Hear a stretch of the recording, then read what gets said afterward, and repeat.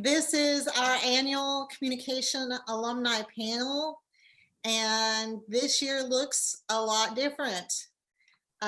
We are virtual instead of on campus, and that allows some different people to participate. We have had virtual participation in the past.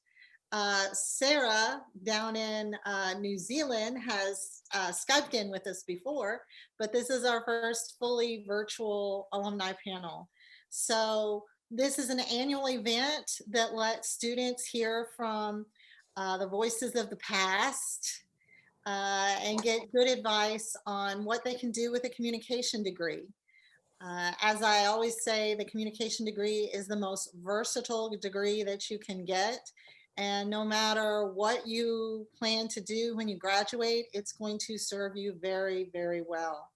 So I've got a lot of really great alumni here today, and we're going to go around the virtual matrix and let them introduce themselves, tell a little bit about their journey in communication, what they do, what they've done with their degree, what they take from their program and they use every day, and share with you.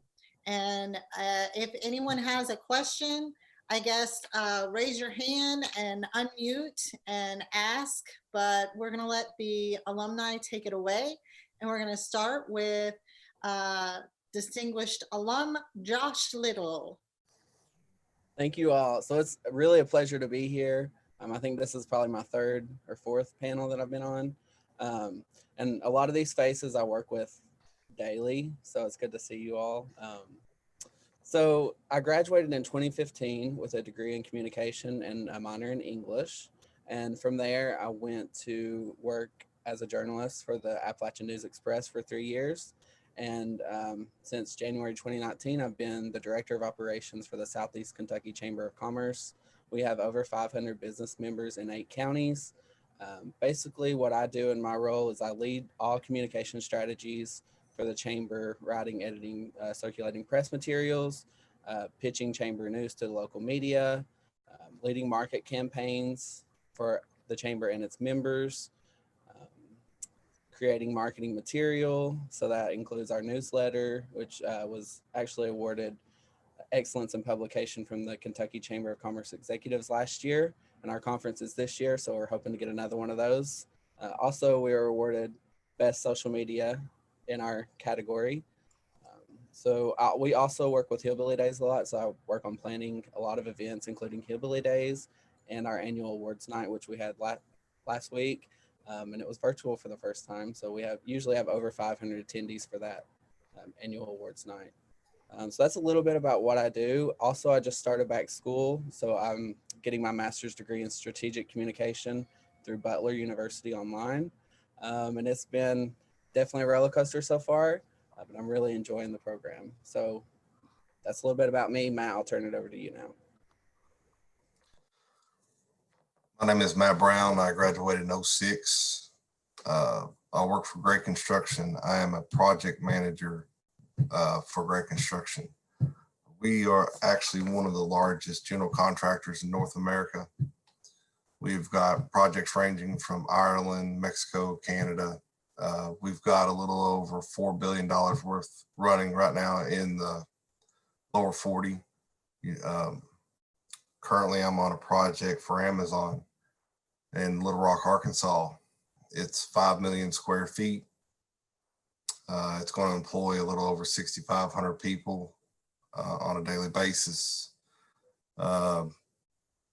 Gray themselves does a lot of food and beverage, automotive, distribution, aerospace. We do a lot.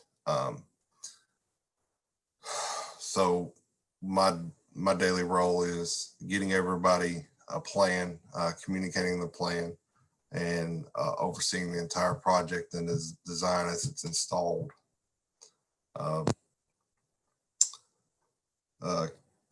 If I never thought that communications would be implemented as much, I've got a minor in mathematics, but I probably use my communication skills more so on a day-to-day basis than to be honest with you, I wasn't even ready for. So thank you all for that.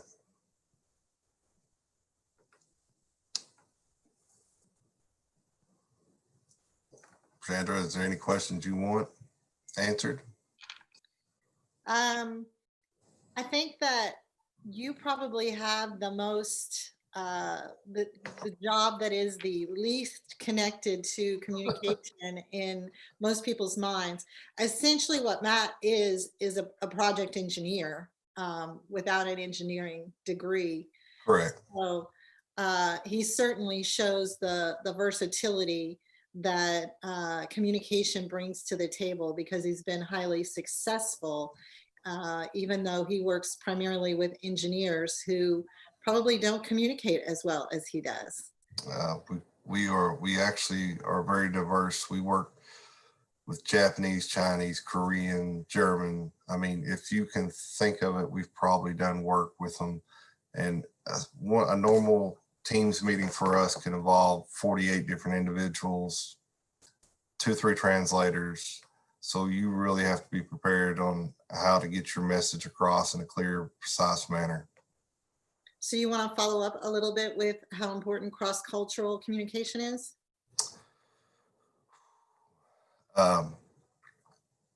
It's a daily learning curve, even though I'm almost 40 years old at this point, but I've taken a little bit of my own time and tried to research cultures, but basic mannerisms are very important.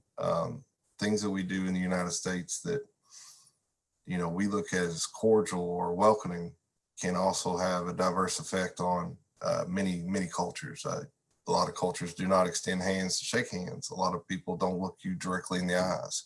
A lot of that is threatening stance. So you really have to be prepared whenever you're in a meeting and know who your audience is and how to portray your message to that audience to get the full value of the message you're trying to deliver. A lot of the conversations that I have with people are conversations they don't necessarily want to hear, that involves money, time, things that impact them directly. And if you can find a way to get your message in a positive tone and keep control of your audience, you win the conversation most of the times. Thanks. And FYI, Matt was a football player when he was here.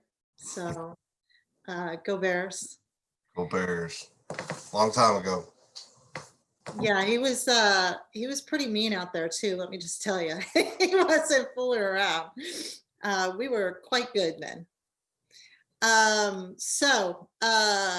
Alum, who should we toss it to next? Okay, Whitney, I'm picking you. Yes, I'm the second oldest besides Matt, right? He's definitely the oldest of the group. I graduated from Pikeville College in 2009, and I worked at Pikeville Medical Center as a marketing specialist and then as the assistant director of marketing for roughly 8 years.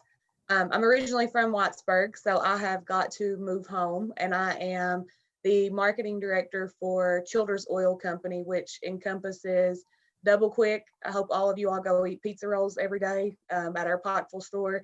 And we also have Pine Mountain Grill, a restaurant here in Whitesburg, and Raven Rock Golf Course, and it has a bar and restaurant in it.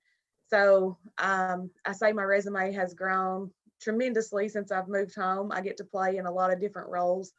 You know, when I started, who knew, how Matt said that I didn't think that there was even marketing jobs in a hospital. You forget about how much education and advertising that goes on in all types of businesses. So I've been a little bit on different realms of when I started there, I got to see people are going to have to go to the doctor. And now when I'm working in a C-store line, I have to market, and I can see the numbers grow with what my department does. So I've got to see two avenues of it, looking at sales and what we're doing, and also get to do a lot of events with our company.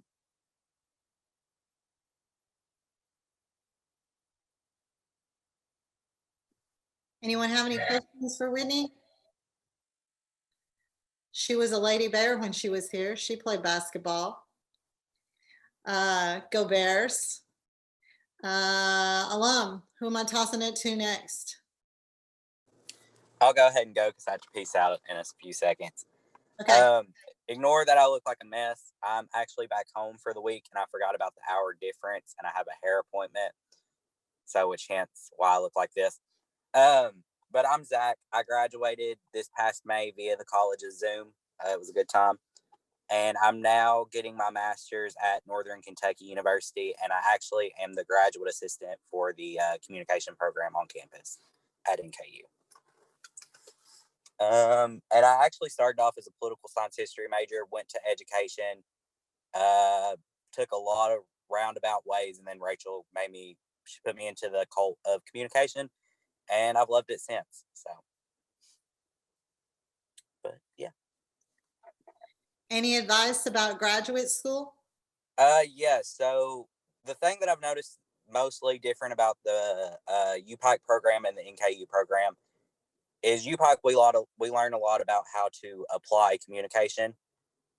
We learn like the theories behind it, but we learn a lot of application. And in my grad program, I'm learning a lot more about the theories. So it's more of like not how to apply it, but why we apply it in a way. And so one class that I have, I read like 4 to 5 articles a week and I get done reading, write a paper and I read some more.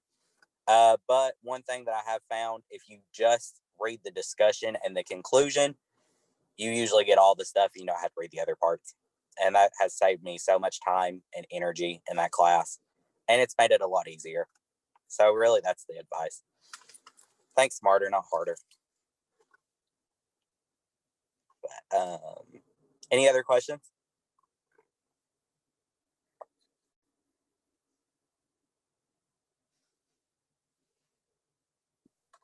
Okay, who do we want to toss it to next? Dalton. All right. Hey guys, my name's Dalton. I graduated from UPIKE in 2016. As soon as I graduated, I actually went to go work for Enterprise Rent-A-Car, and I worked for a year or so here in the Pikeville branch, and then I moved to Lexington and worked down there in the truck rental division as a senior account specialist for a couple years. Moved back to work in management here in Pikeville just shortly after my time down in Lexington. And last year, around May, I actually came to work for the company I'm currently employed with, which is Hall Enterprises. We're basically a parent company that manages 4 different small businesses here in Eastern Kentucky. So the first one being the Hall Enterprises, which is, we double as a digital marketing agency. So there's actually a couple people on this call that I've worked with in the past, and you know, some people that we'll probably work with in the future. The second thing we do here is we run and manage a YouTube channel that has 650,000 subscribers, somewhere in the ballpark of 100 million views. And I handle all the sponsorships and all the partnerships that we do on that channel. So I communicate daily with people from all across the United States, China, London, Australia. Actually, I was on a call last night at 8 p.m. Here, and I think Australia's 14 hours ahead of us. So it was 10 a.m. there is when I was having the call with them. The third business that we own and operate is Mountain Vapors, which I'm sure a lot of you guys probably know about. We've got a location over on Cassidy Boulevard right next to Food City. And then the fourth business that I'm affiliated with is a new t-shirt company we just came out with called Yonder. We actually just changed the name because we had a bit of a legal battle over the name Yonder. There was another company that started out in Indianapolis back in 2016 that had the same name. So unfortunately we couldn't hold on to it. So we just flipped it around and now we're calling the company Red Noy, which I know sounds stupid, but hopefully people will get the comedic effect behind that. But yeah, my communication degree set me up to be able to do a lot of different things in a lot of different businesses. So I hold kind of a variety of different titles across all those businesses. We have around 35 employees that work directly with me, and a ton of different contractors and things like that. And my job is different from day to day. Last week, we actually were filming a video where we did human marble racing in Zorballs down the hill behind the YMCA. So we do a lot of crazy things. But yeah, any questions anybody's got?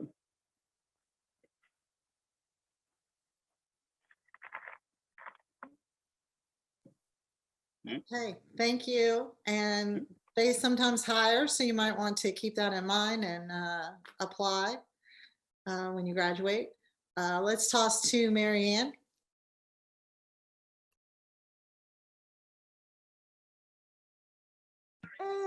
Sorry, I had to mute Elmo for a minute. My name is Marianne Fletcher.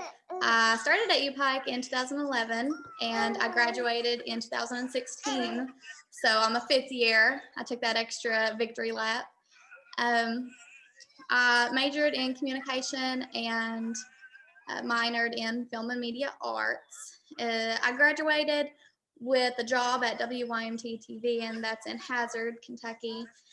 It's a CBS affiliate, and I worked there for around 4 years. I was a producer and a reporter, half and half basically. I lived in Hazard for 2 years, and then I moved to Pikeville and lived in Pikeville for 2 years, and obviously still living here.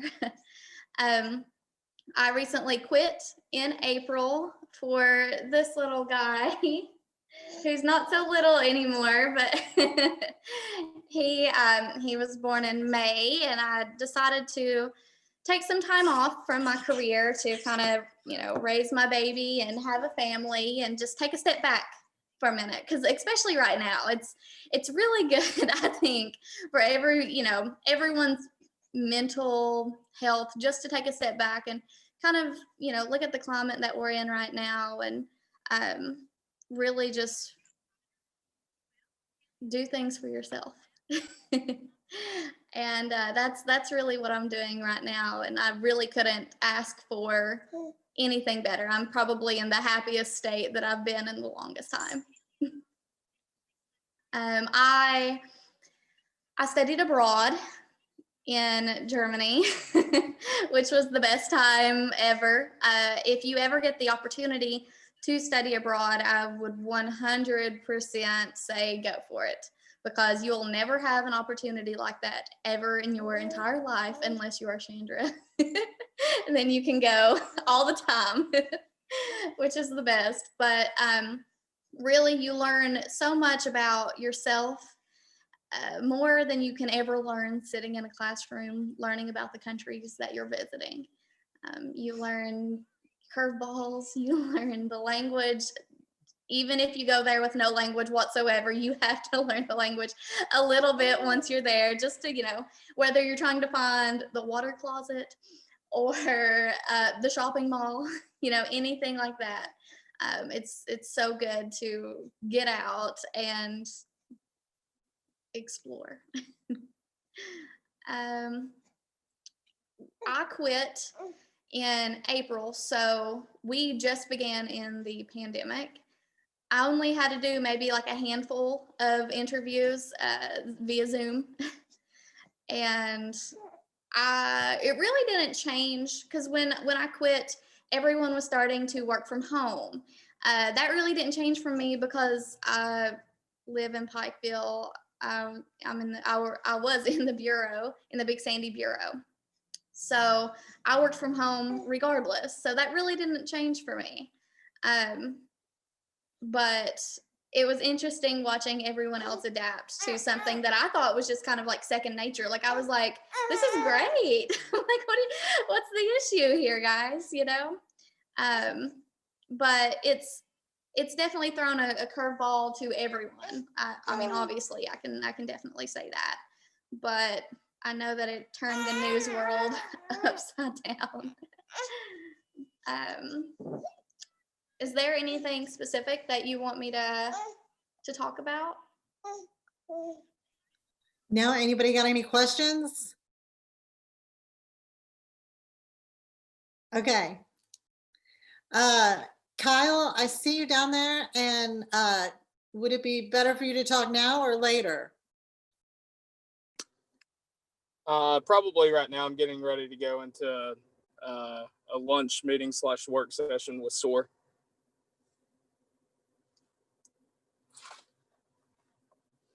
All right, so hi everyone. I've not done one of these in a couple of years. So my name's Kyle. I actually used to work with Marianne. So much like Marianne, I moved on from the TV industry as well. So I worked 9 years in TV news as a producer and assistant news director at WYMT. Now I work for Addiction Recovery Care as their communications and media director. And then I also do some freelance work as well that we can dive into. So 9 years in the TV business, much like Marianne, we just had our third child a little over a month ago. So TV just got to the point where it wasn't conducive to a family life. Needed more time at home. I'll be one to readily admit, 9 years ago working in TV news, it was fun, but as you all know, the climate has definitely changed regarding journalists, regarding the business as a whole. So, Claudette, I'm the one that brought Claudette on to WYMT, and I would say for young journalists or for young people who are seeking out journalism, it's probably good for you at this point. For me, though, just the strain and the political climate just honestly made it to where it wasn't fun anymore. It wasn't enjoyable for me. I had kind of got to the point in my career to where I had learned about all that I could learn with TV news. So shifting to now, what I do is actually work for a company, and it's pretty much positive every single day. Every single day you go into work, it's our job is to change the narrative of addiction and recovery within the epidemic that is drug abuse. So Addiction Recovery Care, we own more than 30. We run more than 30 recovery facilities across Kentucky. We're actually in the process right now of opening the largest drug rehab facility in the eastern half of the United States. Once it's open, it'll be a 750-bed facility that used to be a college campus. So we're turning a college campus into addiction recovery facility. And the way that we approach recovery is we do job training, which most facilities don't do. So we treat everything, we detox, we give you spiritual guidance, and then we also give you the tools to find a new career. So you also get educational opportunities. People can graduate with an associate's degree. We have our own college, our own accredited college through Addiction Recovery Care as well. It just got accredited last month. The fun thing about it is yesterday, I do anything from the marketing side of what we do to also generating our social content. And just yesterday, right now, I'm working on a documentary as well on the drug epidemic in Eastern Kentucky. So I actually got to see someone that was coming out of jail that instead of going to prison, Judge Mullins over in Letcher County ordered this gentleman to drug treatment. So I actually got to see him come out of jail and begin his journey to a new life. He had been an addict for about 8 years. So the cool thing about us is about 60% of our staff are actually people who are recovering addicts who are in long-term recovery now. One of the people that actually works under me, she's 15 years in recovery. She spent about 15 years addicted to opioids. Her husband, who just came on to join us as well, he's also a recovering addict. Beyond that, freelancing, I'm actually working on a 2-hour special right now with SOAR to produce their virtual journey throughout the mountains for their SOAR Summit. And I'm also working on a documentary for 2022 on the March tornado outbreak that hit West Liberty, Magoffin County, Laurel County, and I'm actually working with a guy from Morehead State University on that project. So our goal is to take that to some festivals and hopefully get it on KET and things like that. So right now the vision for that is it'll probably be about an 1.5 to 2 hour documentary just on the March 2nd tornado outbreak. So pretty fun times. I'm not stuck to a desk anymore. I'm out and about and I work from home. So it's pretty much a blast. Any questions if y'all have any? Well, Kyle has been instrumental with interns in the past, and then also hiring alumni there at the station. And Claudette was the last one that he hired, at least UPIKE alum, before he left. So let's toss it to Claudette. Hi, everyone. So as mentioned, my name is Claudette. I am currently your 5:30 and 6 o'clock news hour producer. Of course, I graduated May of 2020. That's when Kyle was like, hey, come work with us. Marianne, I'm sorry I didn't get a chance to really work with you. He left before I actually started, but everyone has awesome things to say about you. Well, I don't know where to begin. I mean, I've only I started working here, like actually producing, I want to say mid-June. And I've just slowly moved up the time shows and am now producing an hour's worth of content, which is apparently expected for a producer at a normal, like, big station. Anywho, it's been fun. It's been challenging. So in college, if you like sleeping in, that won't be the case once you start working, especially when I go into media.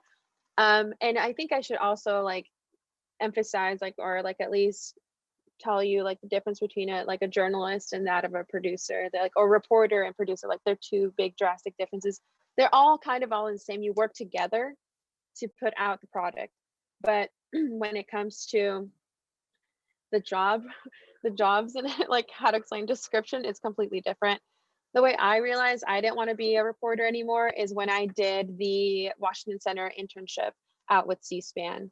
And I did that just to kind of, because I was decided, I'm I want to be a reporter. I want to be a journalist. This is what I want to do. And then I went out there and I realized I don't like being told what to do. And if you don't like being told what to do, then a producer is probably the job for you, even though you want to be involved in media, because you're still involved with putting the news out there, but you're in charge as to how you want your rundown to look. You decide what you want your show to have. If you want to cover RBG and SCOTUS, you put that in there and you're I want to talk about this, and someone else can talk about something completely different, or I can include Amy McGrath and McConnell if I want to. This is my show, this is how I want it to run. And then you then also tie in your journalists and reporters to be in your show. It's exciting. I love my job. Then again, I mean, it is crazy, don't get me wrong. There are it's stress from the moment you clock in to the moment your show is over. Once your show is over, you're wow, I can't believe it. I haven't eaten all day and I didn't even realize it, because you're just so focused on what it is you're doing. But if you have a passion for news, if you have a passion for breaking news, and you can handle very well under stress, that of course is also going to go with practice. Because I remember my first time when breaking news happened, I think it was when Kamala Harris got accepted for the VP nomination. That happened literally 10 minutes before my show, and there was already package out there. So then I had to add that in there quickly, change my whole rundown, change all the times and everything, because you also have a hard out as to when your show is going to start and when it's going to end. It's an exciting moment. I really hope that sometime in the future, I can go back to UPIKE and show exactly how a producing job is done, because I know with broadcasting and everything, it's different. You have your camera, you go, you interview, you get your B-roll, you do all of your stuff, and that's also hard too. I've shadowed a few reporters, and I'm I don't know how you guys do it. But also for a producing aspect, it's it's like you're grabbing from all these different resources to get your show done. I don't know, what else would you like me to share? What I did in UPIKE, I was involved with the speech and debate team. Definitely join that. That helps with communication. That helps with basically how to express yourself. Because I feel like even though we're communication majors, we're not the best communicators. And we don't know how to express ourselves well. So speech and debate is definitely good for that aspect. I also did the travel journalism class in Costa Rica. Of course, with COVID, that's not a possibility, but definitely study abroad. Costa Rica trip was the best. Tori was there with me. Zach also was there with me. That was a fun time. And I also did supplemental instruction. I worked at the Lahr Library. Andrea works there right now. I also did the Upward Bound Summer Peer Mentor Program. Like, get yourself involved with so much. And that was only in 2 years. So imagine if I can do all that stuff in 2 years, you can do so much more if you're there for 3-4 years. Get yourself involved, because the memories that you make at UPIKE, those will be your memories at UPIKE. Because once you move on and go get your master's, or you go get your job, then those become your memories. But at least you can look back and be like, yes, I did do everything I could. I did do everything I could just to make myself stand out. And it's so much fun, because you look back, you're like, oh my gosh, I remember this. So that is my spiel. Does anybody have any questions as to how a newsroom runs? And I'm pretty sure you saw me like answering phone calls and stuff like that, and checking emails and putting in scripts. Does anybody have a question? Nope. Okay. Well, then I will pass it on to Tori. Hi. So I graduated in May 2019. So far the last class to have an actual graduation. So that was fun. I'm currently a graduate student at the Eastern Kentucky University. When I was at UPIKE, I majored in psychology, and then Rachel picked me up and made me join the communication cult, as Zach calls it. So I'm in counseling, clinical mental health counseling. It's a 3-year program. I'm currently a hostess to-go specialist at Olive Garden, because it pays $11 an hour, and you can't find any case managing jobs that pay that good. So here I am suffering with the general public for a while. I moved here, try again. I moved here about a year ago. My boyfriend is a GA with the college. He's currently on campus. They're only letting like one person in the office at a time. Kind of wish they would just stop that so I can stop worrying about our health right now. I use communication every day. Looking for an internship right now in Lexington or in Richmond or Winchester, just to stay kind of close to this area. I keep my portfolio that I made in Chandra's class. Brought it out a couple times to kind of show some of my classmates what I did in communication, and trying to get a GA with the college. They're not hiring anyone else right now, so that's kind of hard. But other than that, I'm just chilling, kind of doing my own thing, spending a lot of time in the house, cut down on working a lot, because again, I'm trying really hard to kind of focus on our health right now, because I can't get sick and miss classes. It's really hard to do graduate classes, especially in the counseling communication field, online, because it's a lot of communication heavy classes. We have to talk to each other. Our professors can't really do all the things they need to do over a Zoom meeting. So I'm still going back and forth to campus for class 5 hours a day, 3 days a week. So I don't get to sit in bed and hang out on Zoom meetings like the rest of you guys get to right now. So that kind of sucks. But again, I can't get all the things that I need from class sitting in bed on a computer. Do you want to talk a little bit about the difference between your master's level work and bachelor's level work? It's a big difference. The papers are much longer. You have to have so many more sources. APA changed this year, so I'm relearning all those things. So much more difficult. I have no idea why they changed it. It was fine. But I get out of school in a year and they change it right when I'm right at the end. So that was fun. It's not a lot of work really. You get a couple papers in each class, but there's no like small tests. There's no small assignments. It's just, you get that one paper or those two papers and that's your entire grade. So you have to really, really put your all into all of your work. There's no passes. You can't miss any classes. You don't get extra credit for doing things outside of class. So that's rough. I would love to miss a class or two and catch up on these papers I have to write. Thanks. I think our last alum is shows, I think, the versatility of communication also. So we had a couple of students working on their masters in communication, and Tori working on masters in counseling, and Mona is working on a law degree. And we actually do get a lot of students in communication go on and go to law school. So Mona, tell us what the law school experience is like. Okay, well, do I spill everything here? Like, am I the last one to go? So, I graduated in 2016, and I graduated with a communications degree as well as a bachelor's in business administration. When I started school, I actually started for business, and my best friend was a communications major, and she just talked about it a lot. So I started taking some classes, and then I ended up liking it a whole lot more than I like the business degree. And I definitely use the communications degree a whole lot more. So law school, yeah, it's great. It's something that if you really want to do it, you have to know,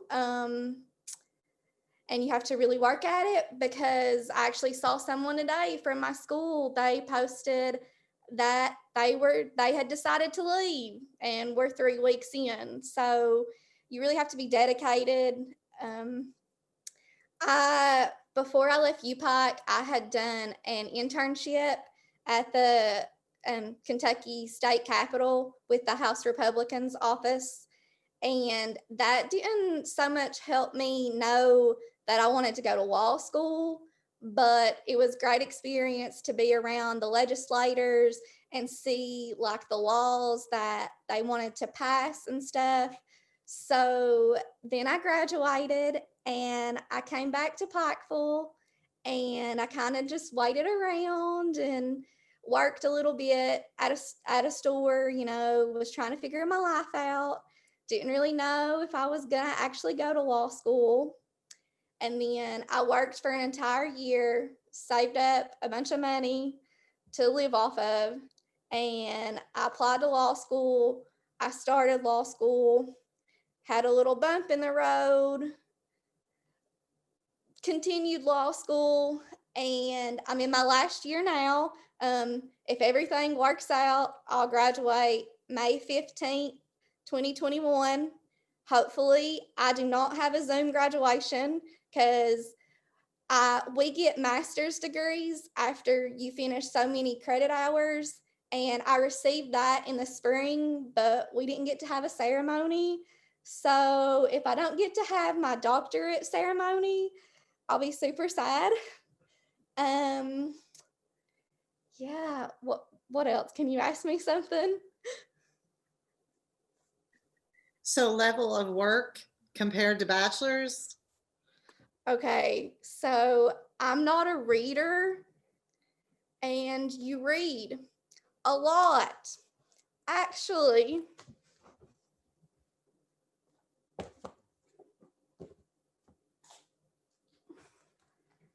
this is my con law book. It's super thick.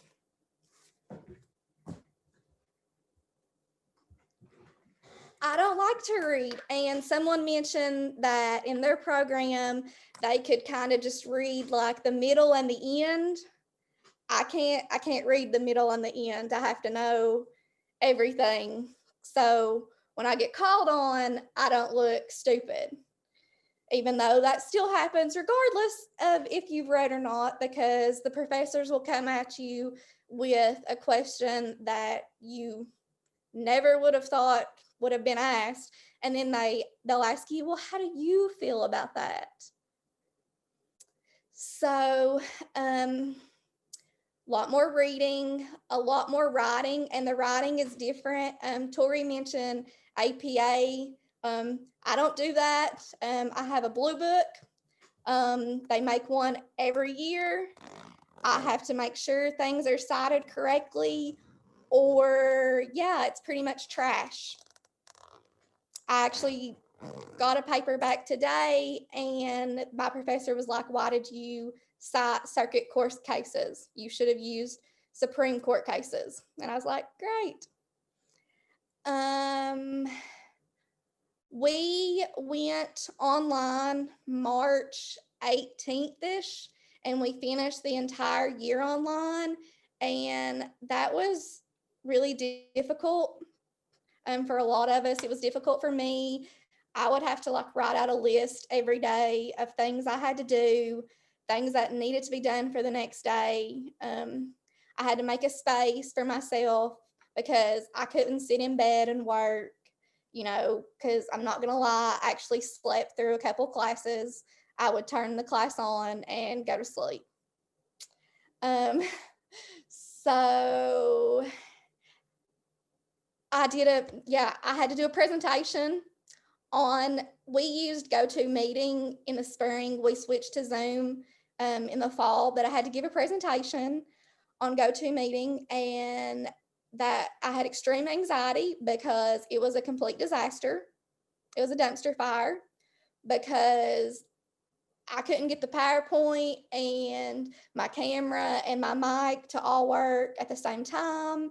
So I was using the computer to pull up the PowerPoint and using my phone so that I could see me and talk. So that was not fun. In the fall, they gave us the option to go online and be remote if you had specific reasons, but now I've kind of learned that they were a little more lenient than what they appeared to be. Or you could come on campus, and we were given a lot of restrictions, but that's fine. I felt like I needed to be here. I do still have 2 classes that are completely online, and they're kind of difficult because in both of those classes, we're doing group work. And in my family law class, which is one that's all online, 2 of my group members are completely online. Like one's in Kentucky somewhere and one is in like North Carolina, and the other group members here with me, but it's really hard to like get anything done because communication issues. So real quick, I guess I thought of another thing. So a lot of people asked me what kind of law I wanted to practice all the time, and I never really had an answer because I didn't know. And then last year, towards the beginning of fall, I had a professor who was an immigration lawyer. She actually had 2 clients left in the spring. She finished their case while we were in class, and she started an immigration class specifically for people who were like, we were begging her to start one. And that's the class I had to do the presentation in. I wrote a 25-page paper to go along with the presentation. And I had finally figured out that all these people asking me, what do you want to practice? And, people say, criminal defense or family law or wills, and none of those things ever clicked with me. And I realized it's because like that's not what I had a passion for. And so I realized it was immigration. And then there's some other stuff that's happened, you know, this year. And I'm like, okay, like I know where I want to be at. And it's like with the American Civil Liberties Union. So where I'm getting ready to graduate, I am constantly checking their website, their social medias I follow, because sometimes they'll list opportunities there. I've looked into the Kentucky affiliate office, and I've also looked into the Kentucky Innocence Project. So yeah, you just have to stay on top of stuff when you're trying to find jobs, whether it's after a professional degree program or even after just your undergraduate program. You really have to be looking for opportunities, and it might not be what you want at the time, but I mean, sometimes you're going to have to go through a little mud to get to where you want to be. So I think that's everything. If there's anything else, I'll keep talking. Yeah, just bouncing off of what Mona had to say, like if there's anything I've learned, it's always expect the unexpected in life. And especially when it comes to work and graduating or even going to grad school, there are things that you're gonna feel like, wow, I made an awful mistake. What was I thinking? But you'll be surprised that in the end it does work out, and you just have to push through. Like you just need to keep on going, and just even if it takes you to go ugly crying at the end of the day, and or like lock yourself, like sometimes I have to go in the edit room and just like let it all out and then come back out feeling like a queen. I'm like, I got this, I can get this done. Like you just need to tell yourself, or king, whoever you want to be. I mean, you can be queen or king. But yeah, and also like reach out to your communications alumni. That's the other thing. Use your resources. Like I, by chance, Kyle just happened to come upon like some random article that like the Washington Center wrote about me. He reached out to me. It's okay for you to reach out and be like, hey, I see that you're working at so-and-so place. I see that you're working at the Commonwealth place or a SOAR, or like you're a lawyer, like a law student, or you're studying at EKU. Can you tell me more about it? And believe me, we love, if there's anything I've learned, people love talking about themselves. So they would be more than happy to help you out. One last thing before I go, if it's all right. I do want to challenge your class to make sure that you look at every avenue, because there's avenues out there that you never thought were possible. I mean, the company that I work with right now has an entire marketing team, 30 people. They've got PR people. They've got people that go out and do pre-sales. A lot of those people do come from a communication background. It's a very diverse community. So don't go into communication thinking this is what I have to do. There's an open field out there that you never would have imagined. I mean, I'm a communications major. I work for one of the largest construction companies in the world. I've met 2 sitting presidents. I've met a slew of congressmen. I've met with people that are in the governments from all over the world. I never thought that would be a role that I'd had to fill in construction, but it is. There's a lot of different avenues. So look, when you are out there looking for jobs, they're out there. Just open your mind and try to figure out how you use what you learned and apply it towards another goal. But guys, I've got a group that's waiting on me out there. So it's been a pleasure. Thank you. Thank you so much. I do have a couple of questions from students, and one is, alumni where you work, is it possible to have international people work there through work visas? So that's a question that arose. Yeah, I mean, for us, a third of our company is abroad. I've got people in Germany, France, China, Japan, and I speak to them on a regular basis. This is not something where unfortunately, Zoom and go-to meetings were something that I was using quite often. Even this is second nature to me. I've got 4 more set up this afternoon. That I've got 1 with Paris, France, and then 2 in Germany. But Does Gray hire translators, or do they use some sort of service? they hire translators, but also if you have a degree, I'll start there. If you have a degree and you show that you're willing to do the basics to get to a goal, that'll get you in the door with most companies. Chandra stated, I am not a licensed engineer. I fill the role of an engineer now. Today, there's a little over 4,200 people out here waiting on me. So don't limit yourself is all I'm trying to say. The people that are in the classes that are in the communication program, you may be a jock, you may be a very studious person. It doesn't matter when you get out of school. All that goes away. I mean, I'm wearing a hard hat today. Most of you guys wear suits. There's certain days I wear suits, but there's many roles that need filled. And if there's anything that I can ever do to try to help somebody, I work with a lot of big companies, Nestle, Porsche, Volvo, Volkswagen, Purina Foods, Tyson. If there's a network that you need to start building, this is the time to start building it. Because the people on this screen that I see, I remember a lot of them from school and from Pikeville. It's a very diverse community with a lot of open avenues. So if there's anything I can do, I'll be happy to give Chandra my information.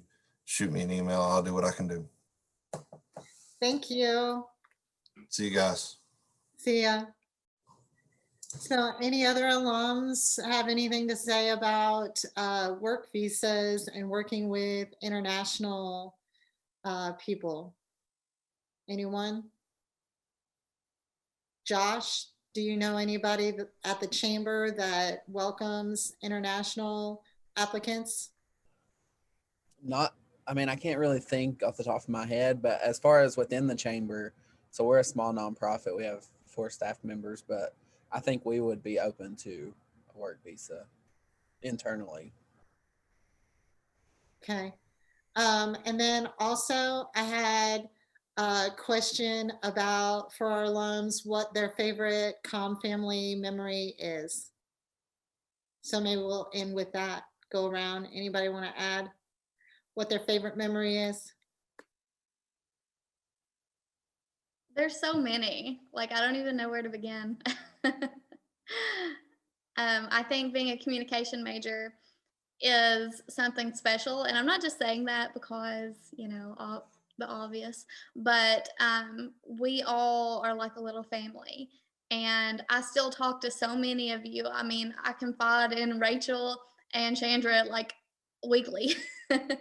I mean, it's something that I don't think you could really get at a really large university. You know, you're more of a human here than a number in a classroom, and I think that that's says a lot for itself.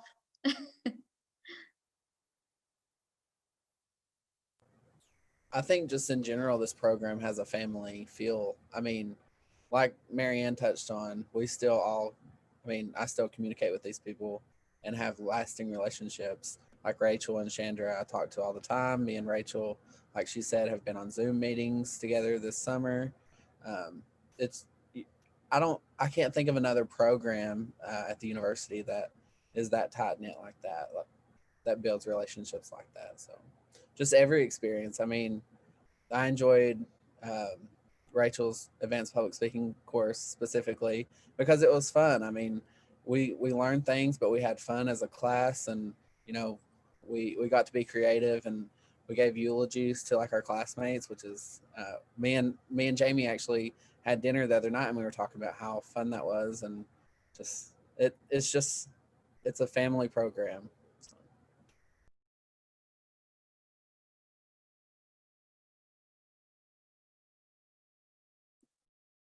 Anyone else want to add anything? I can add some stuff. I think, yeah, just like Marianne and Josh both said, it's definitely a big family. I'm still in group chats with these people. Like, we talk all the time.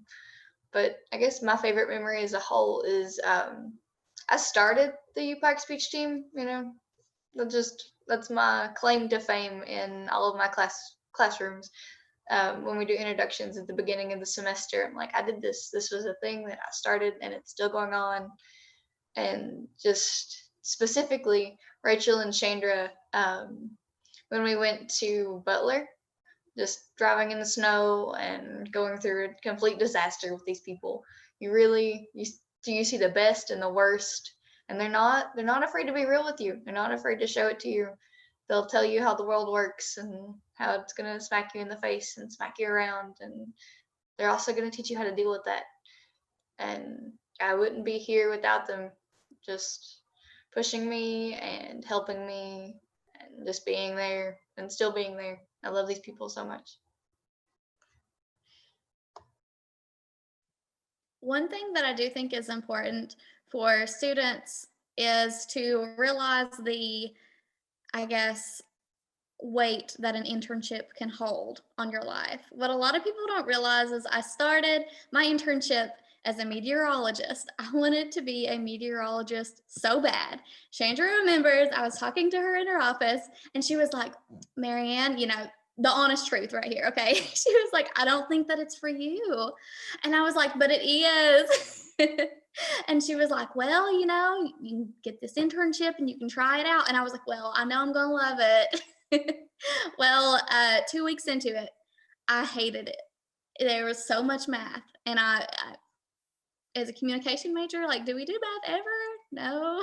Like, I hated it so much. I hated staying inside the studio 24/7, not getting out and talking to people, and getting the experience that I got as an intern as a reporter. And back then, it was definitely way different between editing tape to tape, and things weren't so digital back then. It definitely helped, I guess, carve myself as a journalist, and that internship taught me way more than I, expected it to. So even if you're not sure about a job, or if you're 100% about the job, that's what you want. Take an internship in it, see if you really like it, and then pursue it. Don't sign a contract and be stuck with something that you hate for 2 years. Yeah, every time I'm on one of these panels, I always praise the internship experience, because like Marianne said, you never know what you're going to learn about yourself and what you like and what you don't like. So very helpful.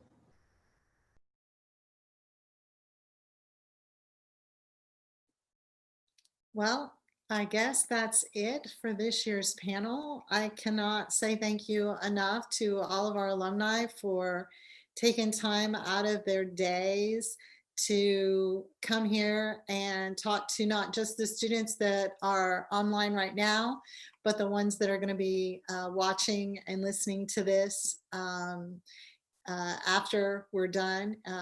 Because it's being recorded and it'll be shared with students in some different classes. So thank you so very much for sharing your time this year virtually.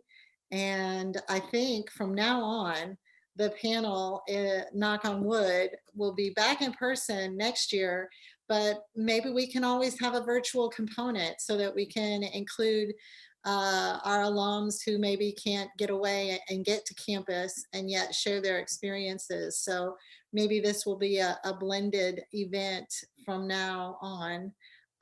Let's hope. But thank you for sharing your experiences. Thank you for showing how communication is versatile, flexible, and really you can take it and go anywhere you want to go and do anything you want to do. So thank you. That is this year's alumni panel. Go Bears, and everyone be well and stay safe.